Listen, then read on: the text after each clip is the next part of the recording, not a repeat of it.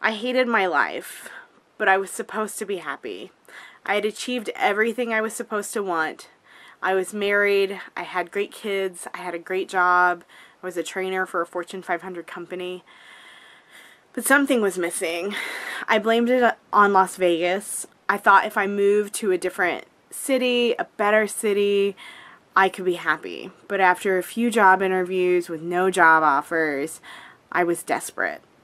So on a whim, I applied to K-State. But I was almost defeated before I started. One of the requirements is a minimum 2.0 GPA in all of your past schools, and I didn't have that.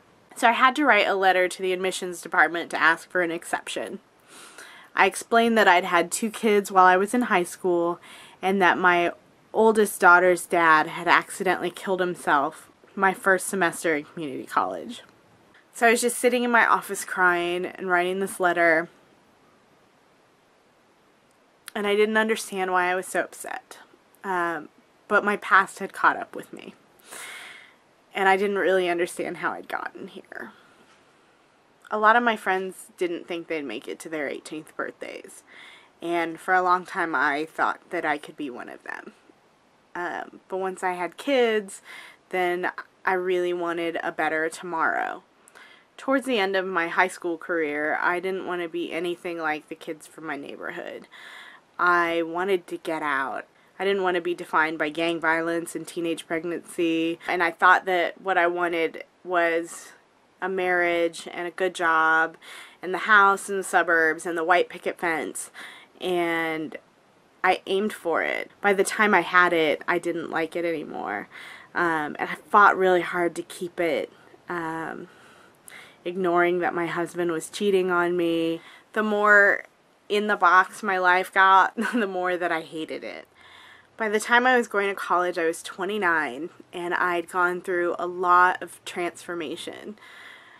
On orientation day, somebody comes up and talks about student organizations, and they tell you that the best way to get people to stay in school is their extracurricular activities. So I knew that I needed to find a group to connect with.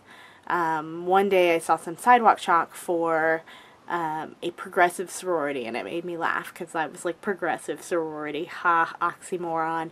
But then I walked by another chalking, and it said LGBT inclusive, and I went to the meeting, and it was like a whirlwind. I became a founding member of my sorority. I met someone in my sorority, and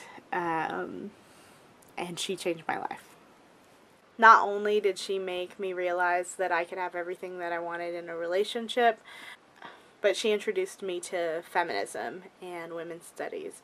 And I'd heard these words thrown around before, and even been told that I was a feminist and that I should take women's studies classes, but I didn't really know what it was. I realized that I was going after a vision of what society thinks is good.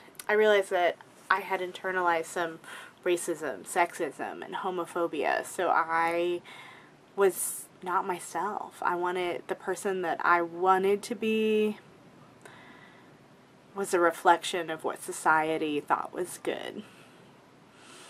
And I got there, and I didn't like that person.